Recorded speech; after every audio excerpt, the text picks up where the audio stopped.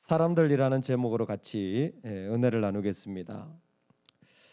삶을 살아가다 보면 우리 모두가 다 조금 더 중요한 일에 관심을 가질 필요가 있습니다. 그리고 그 중요한 일들은 삶의 자리들마다 조금씩 형편이 바뀌면서 달라지기도 합니다. 그래서 여러분 아침마다 기도하면서 이렇게 나아가는 삶이 참 중요한 게, 정말 나한테 중요한 게 무엇인지를, 그리고 나한테 꼭 있어야 될 것이 무엇인지를 말씀 가운데, 기도 가운데 다시 한번 순서를 바꿔가는 작업이 바로 하나님이 우리 안에 일으키시는 이 거룩의 작업이 아닌가 생각합니다. 그래서 내가 정말 꼭 쓰고 싶었던 돈이 있었는데, 아니면 내가 하고 싶었던 일들이 있었는데, 아니면 내 습관이 있는데, 그것을 뭐예요? 하나님 안에서 말씀 가운데 다시 조정하고 다시 바꾸고 다시 도전하는 일들이 우리에게는 참 중요한 것 같습니다. 저는 믿지 않는 가정에서 태어나서 집에서 믿음의 양육이라는 것을 받아본 적이 없어요. 근데 감사하게도 하나님 공평하셔서 믿는 집에 태어난 분들도 양육을 받아본 적이 없더만요. 할렐루야. 뭐 안 믿는 집에 태어나나 믿는 집에 태어나나 다 똑같더라고요, 보니까. 저는 어릴 때 다 믿음으로 집에서는 양육을 다 잘하는 줄 알았더니 없더라고요. 하여튼 제가 본 우리 교인들 가정에는 보니까, 물어보니까 어릴 때 받은 게 별로 없어요. 교회 간 거 외에는. 뭐 교회야 저도 어릴 때부터 다녔으니까 제가 기억도 하기 전에. 근데 집에서 믿음의 양육을 받지 못했기 때문에 가장 어려움이 뭐냐 하면, 제가 제 자녀를 믿음으로 양육하는 것을 집에서 해본 적이 없는 거예요. 제가 받아보지 못했으니까 제가 자녀에게 해줄 게 없는 겁니다. 그래서 사실은 긴장이 돼요. 집에서 매일 같이 지내는데 어떻게 믿음의 본을 보일까? 그리고 어떻게 믿음의 양육을 할까? 우리가 늘 그 기도를 하지 않습니까? 자녀가 출가하면 달라집니까? 아니요. 자녀가 출가하면 저는 더 큰 부담이 올 거라 생각합니다. 왜? 그 녀석이 손주를 낳을 거니까. 그러면 그 손주도 믿음으로 잘 서야 하는데 이게 보통 일이 아니거든요. 그때는 이미 내 손을 많이 떠났잖아요. 지금부터 하나님 앞에 기도하는 일이 그런 일인 것 같아요. 그래서 벌써 방학이 되니까 계속 마음에 어떻게 이 시간을 믿음의 시간으로 세울까? 어떻게 이 시간에 하나님 앞에 이 아이들이 설 수 있을까라는 고민이 되어지는 거예요. 저는 예전에 그런 거 안 해봤는데 자꾸 하게 되는 게 뭐냐면, 여름에 가정수련회를 자꾸 하게 됩니다. 사실 지난해에도 코로나지만 겨울에도 하고 여름에도 하고 저희들 나름대로 시간을 정해가지고 그냥 가정에서 하는 거예요. 이유는 하나예요. 뭐 교회에서도 하지만 어떻게 되어질지 모르는데 삶의 우선순위, 가정의 우선순위를, 또 인생의 우선순위를 좀 세워가면 좋겠다라는 거예요. 여러분도 이렇게 좀 코로나의 어떤 이런 것들이 풀리면 자녀들을 다 불러가지고 손자 다 데리고 오라고 해가지고 뭐예요? 좀 예배하고 좀 수련회하고 기도하는 시간을 가져도 참 좋을 것 같아요. 뭐 집에서 못하면 밖으로 나가시고요. 그래서 그 아이들조차도, 야, 우리 집은 정말 이런 게 있어야 되는 집이야. 그리고 정말 간절한 마음으로 주고 싶은 게 뭔지를 세워야 될 필요가 있을 것 같습니다. 여러분, 다윗도 인생에 참 많은 일을 경험했는데 다윗만큼 하나님 앞에 은혜를 받은 사람이 어디 있습니까? 근데 다윗도 우리처럼 치명적인 약점이 있어서 그 수많은 시간을 허비하고 어렵게 싸웠습니다. 특별히 다윗에게 인생에 큰 복이 있었다면 언약을 받은 것이, 약속을 받은 것이죠. 믿음의 축복을 받은 겁니다. 사무엘하 7장, 내가 너의 하나님이 되고 너는 내 백성이 되리라. 내가 영원토록 너의 위를, 왕위를 지키리라. 그래서 하나님의 약속대로 다윗이 치명적인 죄를 저질렀지만 그 자리에서 쫓아내지 않는 거예요. 계속 지켜나가게 하십니다. 그런데 그 일들을 통하여서 다윗이 삶의 우선순위를 바꿔가는 거예요. 처음에는 뭐예요? 내가 하나님 말씀 어기지 않아야지. 그래서 사울을 죽이지 않잖아요. 기름 부음 받은 자를 손대지 않잖아요. 그런데 후반기로 가면 달라지는 모습이 오늘 말씀에 딱 드러납니다. 다윗의 우선순위가 있어요. 사실 관리들은요 8장에도 등장합니다. 그러니까 그가 왕국을 시작하면서 조직을 잘 짜요. 이 관리들을 세우는 일들이 있었습니다. 그런데 20장의 23절부터를 보면 한 번 더 등장하는데 변화되어지는 것들이 있어요. 일단 기본적으로 소개를 하면 요압이 군대 지휘관이 된 거예요. 야, 요압 참 대단한 사람이에요. 참 요압 대단한 사람이에요. 아, 요압, 오 주여 요압. 요압 같은 사람 옆에 있으면 진짜 아마 피가 마를 겁니다. 컨트롤되지 않는 이런 사람과 같이 있다라. 근데 요압은요 끊임없이 줄기차게 자기 자리를 딱 차지하죠. 지휘관이 됐어요. 야, 정말 대단합니다. 의지의 한국이네요. 근데 그것에 분하야가 그렛 사람과 블레셋 사람이 지휘관이 되어집니다. 그러니까 요압도 군대 지휘관이고 분하야도 지휘관이죠. 그리고 요사밧은 사관이고 서우아는 서기관이 됩니다. 사독과 아비아달은 제사장이 돼요. 가만히 보면 다윗이 참 치밀하게 세 영역으로 나누는 걸 보게 됩니다. 하나는 군사 관리, 그래서 군대 장관이나 지휘관으로, 또 민간인 관리, 사관이나 서기관으로, 그리고 예배 의식을 위하여서 사독과 아비아달을 제사장으로 세웁니다. 특징적인 것은 각 영역마다 두 사람씩 세운다라는 거예요. 군대 딱 한 사람 세우는 게 아니라 군대 장관이 있고 지휘관이 있어요. 이때의 분하야는 사실 앞에도 나왔습니다. 잘 안 나오는 사람이지만 이 사람이 바로 다윗의 근위대장이에요. 총 군대 사령관이 있다면 내 수하에, 내 옆에서 내 목숨을 지키는 근위대장으로 분하야가, 이 사람은 그렛 사람, 블렛 사람, 특별하게 아마 그곳에 이방 족속이었을 수도 있고 해변에 있었던 사람이었을 수도 있습니다. 블레셋은 아닙니다. 어쨌든 이런 종족들을 구별하여 가지고 그 사람들을 자기 근위대장 딱 영역에, 그래서 이 사람들 바뀌지가 않아요. 분하야는 계속 예전에도 지금도 보이지 않는 곳에서 계속 다윗을 충성해 왔던 거예요. 그리고 사람들, 백성들을 관리하는데 요사밧이나 스와는 그 사관이나 서기관으로 백성들을 관리하는 일들에 두 사람을 세우고, 또 제사장직도 사독과 아비아달로 두 사람을 세워서 한쪽에 치우치지 않도록, 나라가 기우뚱하지 않도록 두 사람이 같이 합니다. 이게 참 지혜로운 것 같아요. 참 요즘에도 본받을 만한 그런 방식인 것 같습니다. 그런데 그 중에서도 특징적인 것은 이 아도람이라는 감력관을 새롭게 추가하게 돼요. 이전에 없던 겁니다.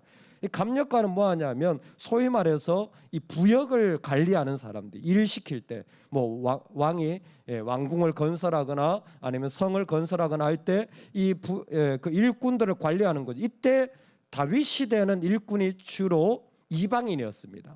근데 솔로몬 시대가 가면 일꾼들이 자기 백성까지 포함되어져요. 이게 다른 겁니다.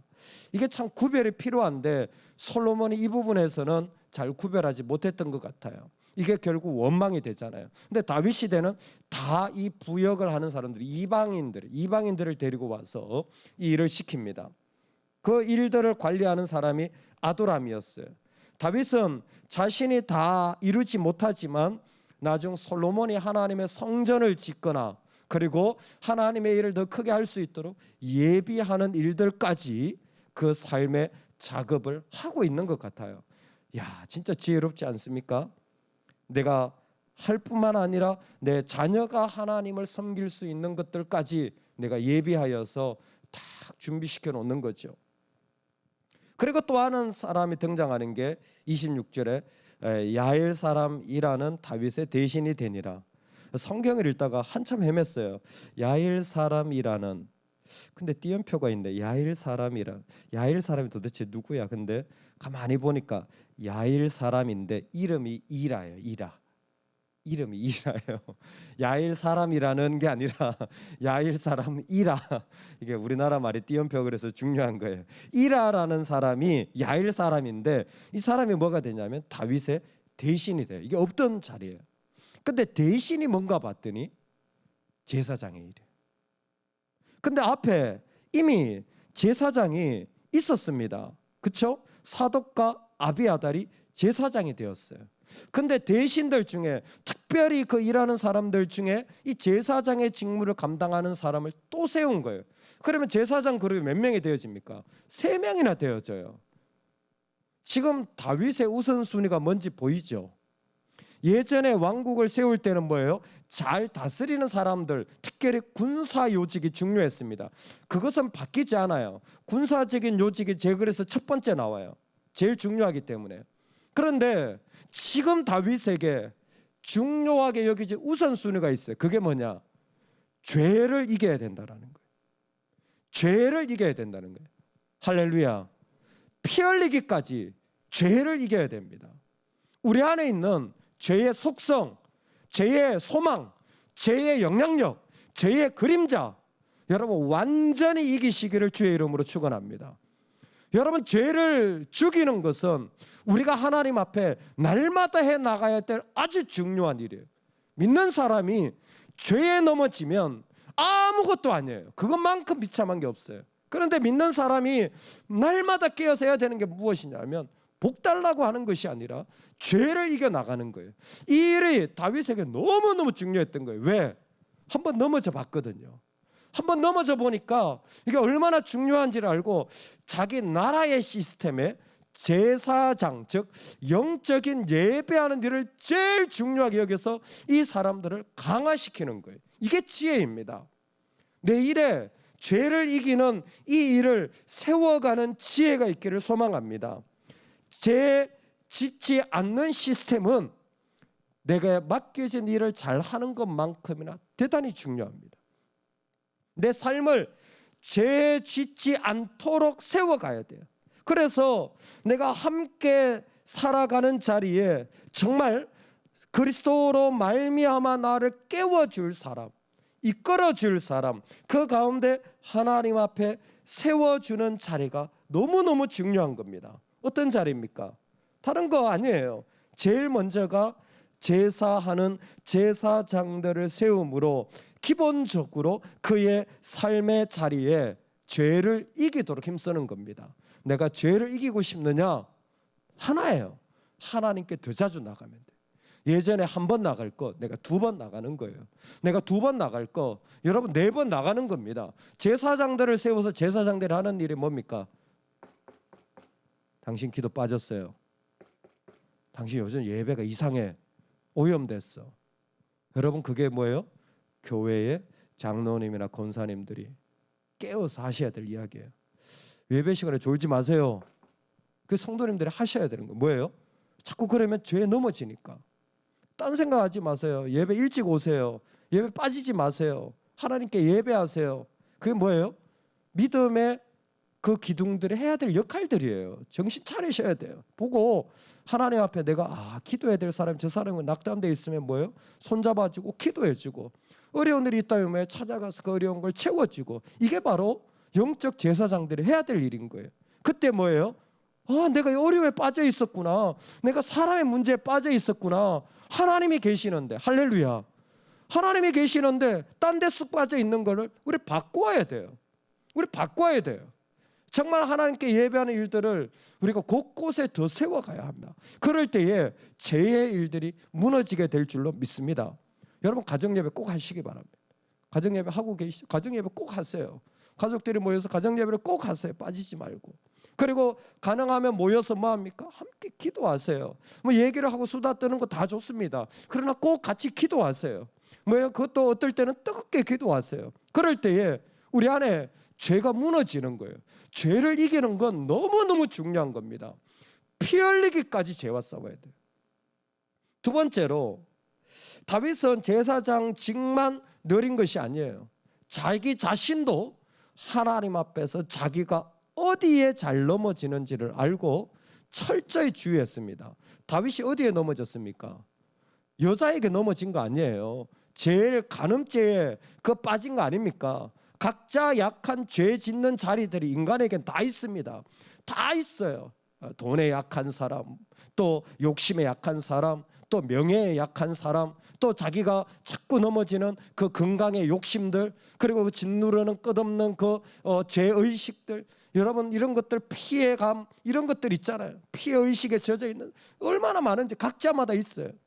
거기에 깨어 있어야 합니다. 다윗은 한번 넘어졌잖아요. 제사장을 세웠잖아요. 예배 열심히 해요. 근데 자기 자신도 경성시킵니다. 어떻게? 철저히 조심해요. 그래서 나중에 그 열왕기상에 보면 다윗의 또 5년이 돼요. 완전히 이제 병약해졌다라는 거예요. 근데 당시에 병약한 자를 치료하는 방법이 당시입니다. 이거는 안 되는 거예요. 지금은 당시에 치료하는 방법이 뭐냐면 왕을 위해서 처자를 넣어주는 거예요. 처녀가 생기가 있으니까 그 생기 있는 사람의 기를 받고 체온을 받아서 건강을 유지하는 방식이 있었어요. 그거 그대로 그렇게 해줍니다. 다윗이 돌봄은 받지만 절대 동침하지 않아요. 확실하게 그어버립니다. 왜? 이때부터 이미 다윗은요, 자기 자신이 어떻게 살아야 하나님 앞에 내가 지켜지는지를 알았던 거예요. 결단한 겁니다. 이 방법이 모든 사람에게 통용되는 건 아니에요. 근데 각자 하나님 앞에 내가 이렇게 하지 않으면 제어가 안 되고 통제가 안 되고 지켜지지 않는 자리들이 있더라는 거예요. 다윗은 지금 그 자리를 분명하게 세우는 겁니다. 오늘 우리가 하나님 앞에 바로 그 자리가 필요한 거예요. 나를 하나님 앞에 세울 수 있는 더 중요한 자리를 이끌고 나아가는 은혜 말입니다. 하나님은 오늘 다윗을 통하여 우리의 자리들을 다시 한번 지켜야 할 것과 세워가야 할 것을 말씀하여 주시는 것 같습니다.